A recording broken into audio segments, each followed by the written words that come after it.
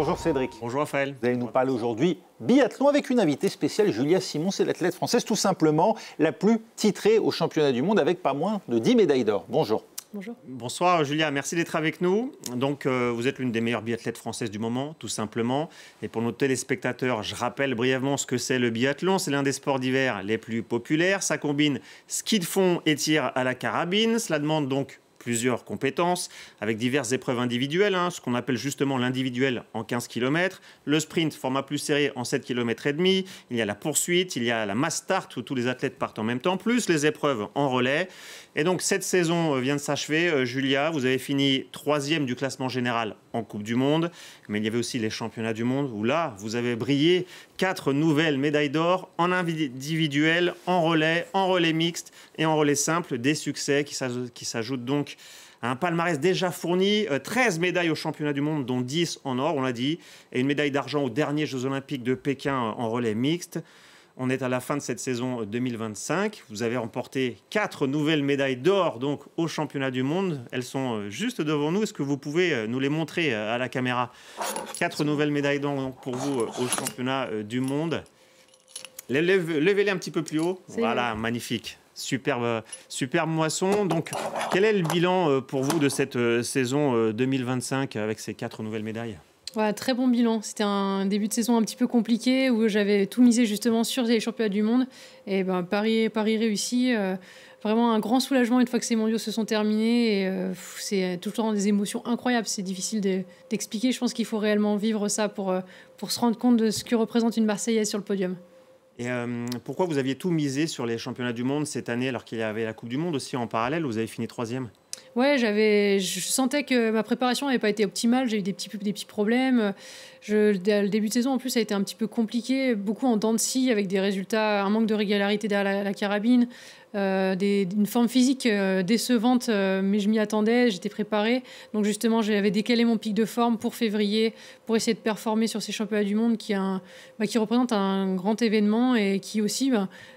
potentiellement était un très bon entraînement pour ce qui m'attend l'hiver prochain et de savoir répondre présente le jour J.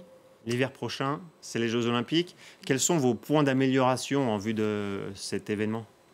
Je pense qu'il y en a toujours. C'est jamais terminé. Donc moi, mes points d'amélioration, ce serait d'essayer d'être un peu plus régulière derrière ma carabine. Je pense que ça, c'est important. Maintenant, on voit que les meilleurs biathlètes sont les meilleurs tireurs, les tireurs les plus rapides et les meilleurs skieurs.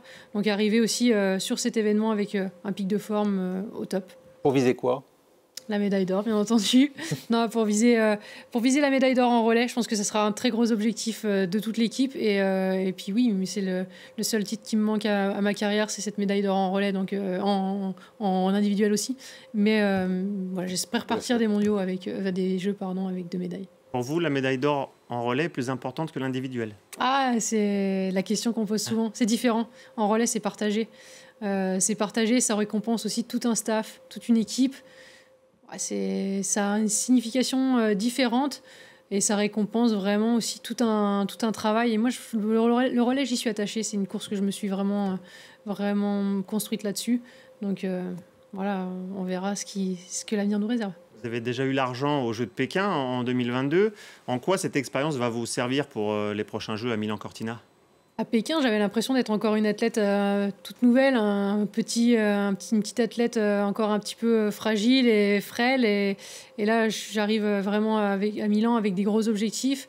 Un palmarès aussi qui a vraiment gonflé depuis ces derniers Jeux Olympiques. Et puis, je me sens plus sereine, plus calme, plus prête à assumer aussi un nouveau statut et des ambitions et aller chercher les meilleures performances possibles. On parle des Jeux Olympiques. Vous m'avez dit tout à l'heure que vous êtes plutôt sur la fin de votre carrière à 28 ans. J'ai fait le calcul. Les Jeux Olympiques d'hiver en France en 2030, vous aurez 34 ans. Est-ce que c'est un objectif pour vous à long terme d'essayer d'y être ou c'est beaucoup trop loin? C'est loin encore. Je pense qu'il faut voir ce qui arrive déjà. Et la motivation, c'est un sport qui demande beaucoup d'entraînement, qui demande aussi que le corps suive. Et on verra où se situe la motivation. On va prendre déjà les Jeux Olympiques et après saison, et je verrai ce qui me reste. Est-ce que je suis encore performante ou non. Alors je le disais tout à l'heure en préambule, le biathlon c'est un sport très populaire parmi les sports d'hiver. Comment vous expliquez qu'au fil des années, le biathlon a atteint ce statut? Je pense que c'est un sport où la France gagne aussi, donc ça mène aussi forcément des audiences, c'est plus sympa à regarder. Et c'est un sport qui plaît, c'est un sport où il y a tout le temps du suspense, où rien n'est jamais terminé.